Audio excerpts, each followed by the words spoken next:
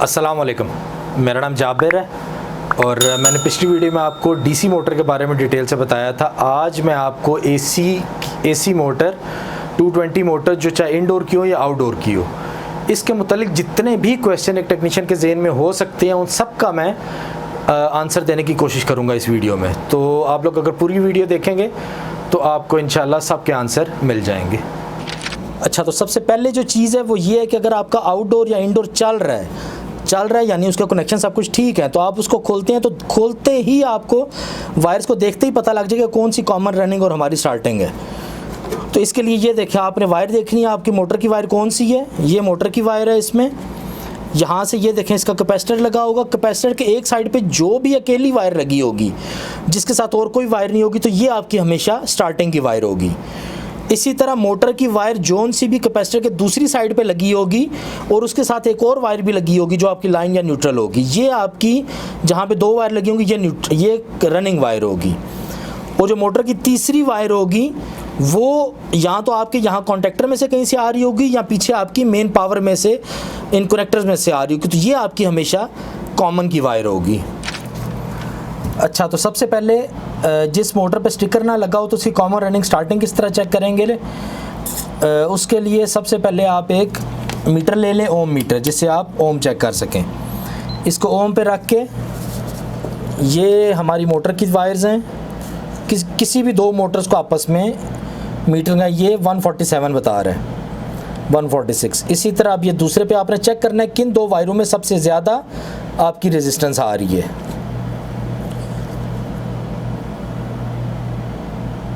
94। तो ये देखें, ये येलो और ऑरेंज में आपकी रेजिस्टेंस सबसे ज़्यादा आई है, 146। इसका क्या मतलब हुआ कि आपकी येलो और ऑरेंज जो है ये रनिंग और स्टार्टिंग है, लेकिन हमें नहीं पता रनिंग कौन सी है, स्टार्टिंग कौन सी है। लेकिन ये कंफर्म हो गया कि जो ब्लैक जो है ये हमारी कॉमन है, तो ये ब्लैक हमारी कॉमन होगी। अच्छा, अब हमने इन दोनों में से स्टार्टिंग निकालनी है। अब कॉमन के साथ जिस वायर पे रेजिस्टेंस सबसे ज़्यादा आ रही होगी वो आपकी स्टार्टिंग होगी। तो ये देखिए, हम ब्लैक को येलो से करते हैं तो ये आपको बता रहा है 53, और जब ब्लैक को ऑरेंज से करेंगे तो ये आपको बता रहा है 94। इस तरह जो ऑरेंज वायर है ये आपकी स्टार्टिंग है, और ये कॉमन और स्टार्टिंग दरमियान उसने कितनी आपको रेजिस्टेंस बताई है, 94। अच्छा, तो अब कंफर्म हो गया कि ये आपकी रनिंग है। तो अब कॉमन और रनिंग की रेजिस्टेंस निकाल लें, 53। कॉमन और रनिंग की रेजिस्टेंस 53, ये आपकी येलो होगी ये। अच्छा, तो अभी रनिंग और स्टार्टिंग की रेजिस्टेंस 146। हमेशा रनिंग और स्टार्टिंग के दरमियान जो रेजिस्टेंस होती है वो सबसे ज़्यादा होती है। अच्छा, तो अभी यहाँ पे इस तरह आपको अभी पता लग गया आपकी कौन सी कॉमन है, कौन सी रनिंग है, कौन सी स्टार्टिंग है। इसमें अब ब्लैक हमारी कॉमन है, जो येलो है हमारी रनिंग है, और जो ऑरेंज है वो हमारी स्टार्टिंग है। लेकिन इसमें एक और चीज़ जो मैं आपको बताता हूँ कि आप रनिंग और स्टार्टिंग देखेंगे, ये 146 है। अच्छा, अगर आप कॉमन और रनिंग की लें जो कि 53 है, और कॉमन और स्टार्टिंग की रीडिंग लें जो कि 94 है, तो अगर आप इस 94 को प्लस करें 53 से तो ये आप देखेंगे 7, ये 147 आ रहा है। यानी आप जब भी इन दोनों रीडिंग्स को आपस में प्लस करेंगे तो वो इसके बराबर आनी चाहिए। ये एक फार्मूला या टिप है आप लोगों के लिए।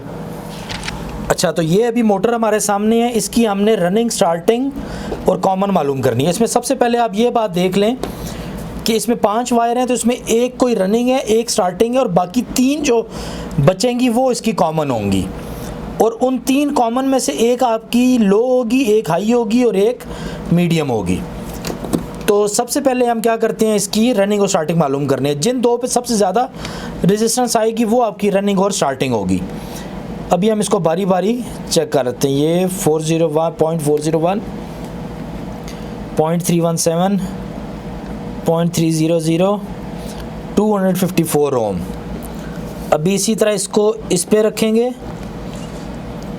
83.4, 101.2, 146। 63 18 63 45। अच्छा, तो इस तरह ये जो दो हैं ये अभी हमारे सबसे ज़्यादा बता रहे हैं रेजिस्टेंस 254। तो वाइट और ब्लैक, तो इस तरह आपकी वाइट और जो ब्लैक हैं ये रनिंग और स्टार्टिंग है, लेकिन अभी हमें ये नहीं पता कि इन दोनों में से रनिंग कौन सी है और स्टार्टिंग कौन सी है। तो हम अभी किसी भी एक कॉमन के साथ इसको देखेंगे, तो जिसमें ज़्यादा रेजिस्टेंस होगी वो हमारी स्टार्टिंग होगी। ये भी ये तीन हमारी कॉमन है, हमें पता लग गया। किसी भी एक कॉमन पे रख के इसके साथ टच करेंगे तो ये हमें बता रहा है 40.40। इस कॉमन पे इसके साथ लगेंगे तो ये हमें बता रहा है 146। तो इससे क्या पता लगा कि ये जो ब्लैक है हमारी, ये हमारी स्टार्टिंग है, और जो वाइट है हमारी वो रनिंग है। और इससे क्या साबित हुआ कि हमारी जो रेड, येलो और ब्लू है ये हमारी कॉमन है। लेकिन अब हमने पता करना है कि इसमें से कौन सी हमारी मीडियम है, कौन सी लो है, कौन सी हाई है। इसके लिए स्टार्टिंग के साथ हम बारी बारी इन तीनों को लगाएंगे, जिसकी 146 63 45। जो तो ये 146 जिस पे आ रही है ये हमारी लो स्पीड की वायर है। तो ये कौन सी है? रेड। रेड हमारी लो होगी। इसी तरह भी स्टार्टिंग को लेके हम दूसरी देखेंगे 63 और 45। जो 45 सबसे कम है ये हमारी हाई होगी, ये है ब्लू कलर की।